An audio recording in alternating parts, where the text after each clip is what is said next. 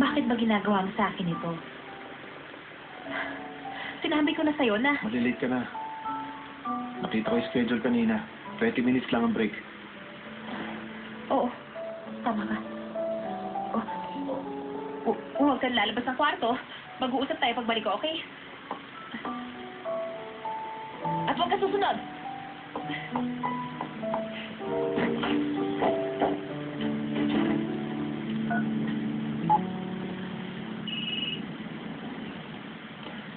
Nasaan ka na?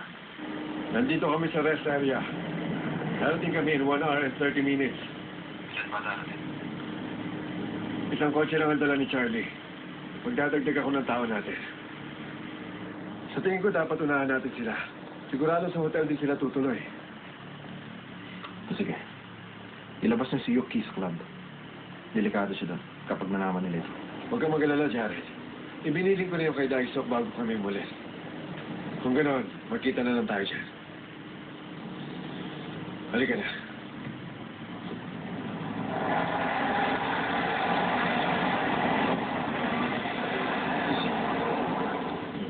Ang sarap nito. Ito ang pinakamasarap na walnut cake na natikman ko. Ang tagal dito kasi natin hindi nagbiyahe. Buti dumaan tayo dito. Ang swerte ko ngayon, sir. Kakaiba kasi ang nakuha kong walnut cake. Bakit? May dalawang napakalaking nuts. Nagbayad ka ng malaki? Gusto mo ba to, sir? Ayop ka, hindi mo ko girlfriend. Huwag mo nga akong sinusubuan. In the cases of Otto birthmark, if you see it through lasers, its region comes out white, and you could see edema. The degree of whiteness was clearer when the blue-black color was deeper.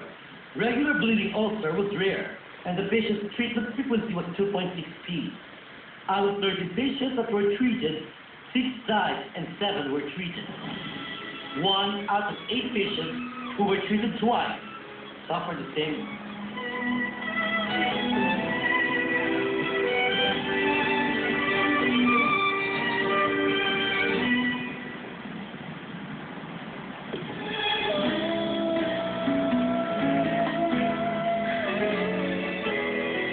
Anong ginagawa mo dito?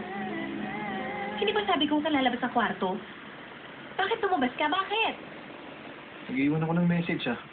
Oo, kaya nag-alala ako.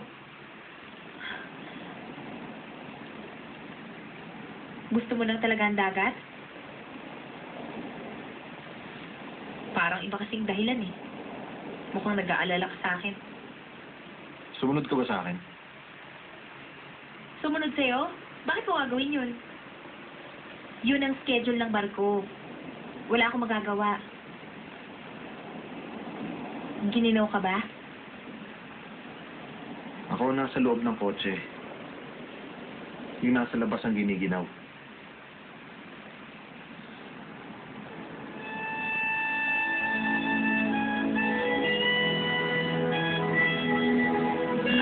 Nakita mo ko?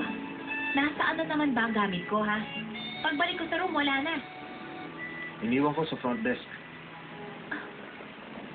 Bakit? Underwear at damit lang ang laman nun. Wala akong ginto sa bag.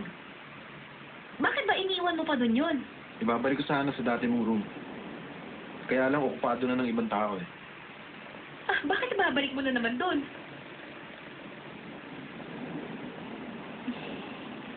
Jared, may nangyayari ba ngayon? May problema ba? Gusto mo ng ramen? Iniiba mong usapan. Romantiko ang mga ikakasal.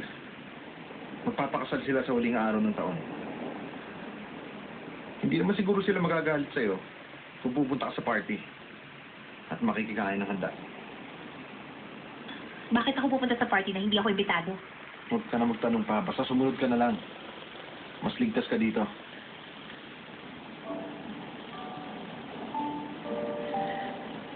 Ibig sabihin, nasa panganib ako?